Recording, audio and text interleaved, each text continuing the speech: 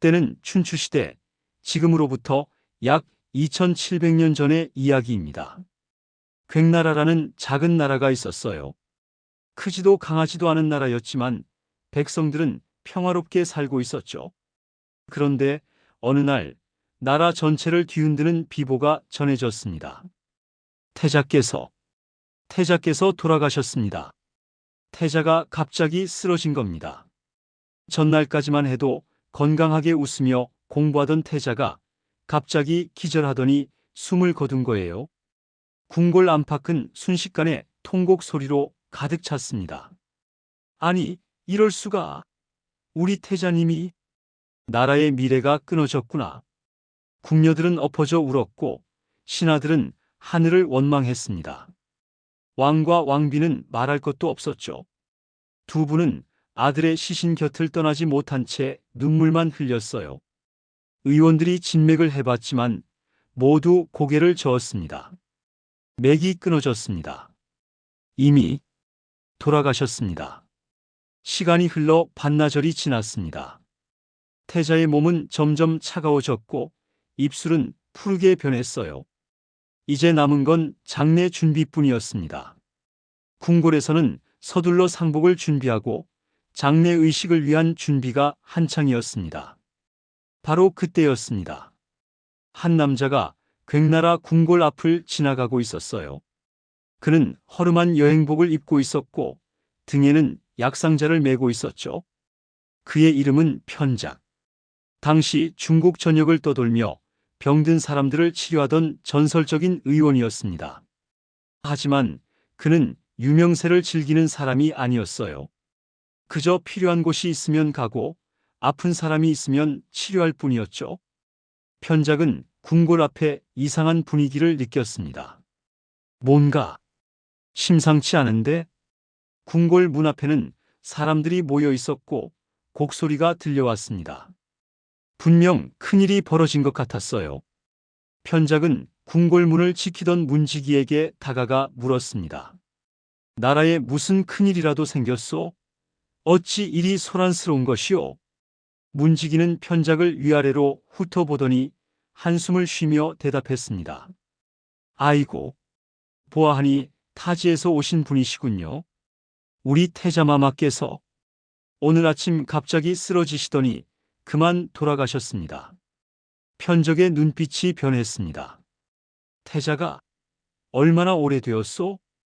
벌써 반나절이 넘었습니다. 지금 장례 준비 중이십니다. 편작은 잠시 생각에 잠겼습니다. 그리고 조심스럽게 물었어요. 태자께서 쓰러지기 전에 어떤 증상이 있었는지 아시오? 글쎄요. 제가 듣기로는 갑자기 가슴을 움켜쥐시더니 그대로 쓰러지셨다고 합니다. 숨도 멈추고 맥도 끊어졌다지요. 편작은 더 자세히 물었습니다. 안색은 어땠는지, 몸은 얼마나 차가워졌는지, 입술 색깔은 어떠했는지. 문지기는 편작의 집요한 질문에 조금 짜증이 났지만 그래도 아는 대로 대답했습니다. 그러자 편작의 얼굴에 묘한 표정이 떠올랐습니다. 확신에 찬 표정이었죠. 편작이 갑자기 큰 소리로 말했습니다. 태자께서는 죽은 것이 아니오. 문지기는 깜짝 놀랐습니다. 네? 무슨 말씀을?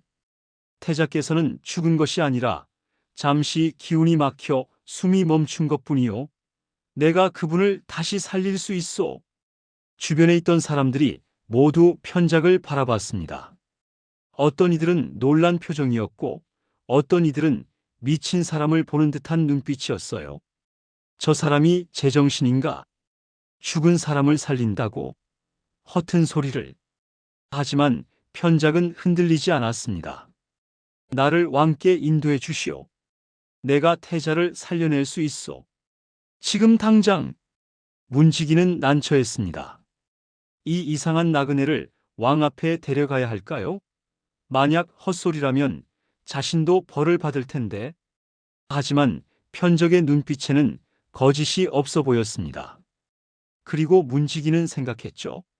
만약, 정말 만약에 이 사람 말이 맞다면 잠시만 기다리십시오. 제가 안으로 들어가 여쭤보겠습니다. 문지기는 급히 궁궐 안으로 들어갔습니다. 잠시 후 편작은 왕 앞에 서 있었습니다. 왕은 눈이 퉁퉁 부어 있었어요. 밤새 울었기 때문이죠. 왕비도 마찬가지였습니다. 두 분은 편작을 멍하니 바라보았습니다. 그대가 우리 아들을 살릴 수 있다고 했다는가? 왕의 목소리는 떨렸습니다. 믿고 싶지만 믿을 수 없는 그런 목소리였어요. 편작은 공손히 절을 올렸습니다. 전하, 태자께서는 아직 완전히 돌아가신 것이 아닙니다. 제가 들은 증상으로 보아 이것은 기혈이 갑자기 막혀서 생긴 일시적인 상태입니다. 마치 깊은 잠에 빠진 것과 같습니다. 주변의 의원들이 웅성거렸습니다. 말도 안 되는 소리를. 이미 맥이 끊어진 지 오래인데. 하지만 편적은 계속 말했습니다. 저를 믿어 주십시오. 제가 태자를 진찰해보고 제 생각이 틀렸다면 그때 가서 벌을 받겠습니다. 하지만 만약 제 생각이 맞다면 태자를 다시 뵐 수 있을 것입니다. 왕과 왕비는 서로를 바라봤습니다. 사실 그들에게는 잃을 게 없었어요. 이미 아들은 죽었다고 선언됐으니까요. 만약 이 의원의 말이 거짓이라 해도 지금보다 더 나빠질 것도 없었죠. 하지만 정말 만약의 가능성이 조금이라도 있다면 왕이 결단을 내렸습니다. 좋다. 태자의 침소로 안내하라. 편작은 태자가 누워있는 방으로 들어갔습니다. 방 안은 조용했어요. 너무나 조용했습니다. 태자는 침대 위에 가지런히 누워 있었고 마치 잠든 것 같았죠. 하지만 숨소리는 들리지 않았습니다. 편작은 천천히 태자에게 다가갔습니다. 먼저 맥을 짚어봤어요. 일반적인 방법으로는 맥이 느껴지지 않았습니다. 하지만 편작은 더 깊이, 더 섬세하게 맥을 살폈습니다. 있다. 아주 희미하지만 생명의 기운이 남아있어. 편작은 태자의 몸 곳곳을 살펴봤습니다. 안색, 입술 색깔, 손톱, 피부 온도, 모든 것을 꼼꼼히 확인했어요. 그리고 확신했습니다. 이건 진짜 죽음이 아니다. 기혈이 막혀서 생긴 가사 상태다. 편작은 약상자를 열었습니다. 그 안에는 가늘고 긴 침들이 정렬되어 있었어요. 자, 이제 시작해볼까? 편작은 태자의 몸에서 특정 혈 자리를 찾기 시작했습니다. 삼양오회라고 불리는 기운이 모이는 중요한 혈 자리들이었죠. 주변에서 왕과 왕비, 그리고 여러 신하들이 숨죽여 지켜보고 있었습니다. 편작은 첫 번째 혈에 침을 놓았습니다. 아주 정확하게, 아주 깊이. 아무 반응이 없었습니다.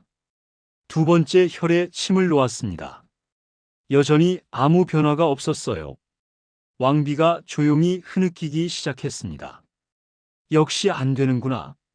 하지만 편작은 흔들리지 않았습니다. 세 번째, 네 번째, 다섯 번째. 침을 놓아갔어요.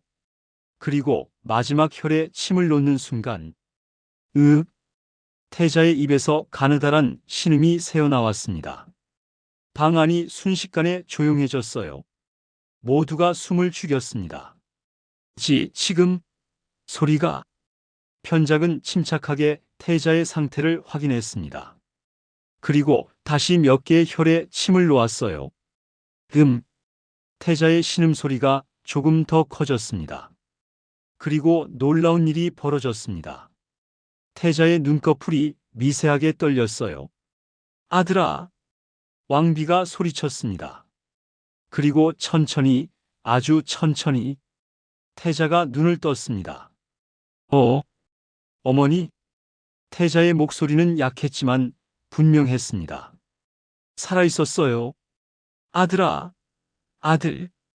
왕비가 태자를 껴안았고 왕도 달려왔습니다. 주변의 신하들은 믿을 수 없다는 표정으로 서 있었죠. 죽었던 태자가 다시 살아난 겁니다. 방 안은 순식간에 환희로 가득 찼습니다. 울음소리가 들렸지만 이번에는 슬픔의 눈물이 아니라 기쁨의 눈물이었어요. 기적이다. 신성께서 강림하셨다. 사람들은 편작을 향해 무릎을 꿇었습니다. 소문은 삽시간에 퍼져나갔습니다. 편작이라는 의원이 죽은 사람을 살렸다. 죽은 태자가 다시 살아났다. 사람들은 편작을 신선이라고 불렀어요. 귀신도 부리고 죽은 사람도 살릴 수 있는 신통력을 가진 사람이라고 말했죠. 하지만 편작은 이런 칭송을 달가워하지 않았습니다. 며칠 후 태자가 완전히 회복했을 때 편작은 왕과 신하들 앞에서 말했습니다.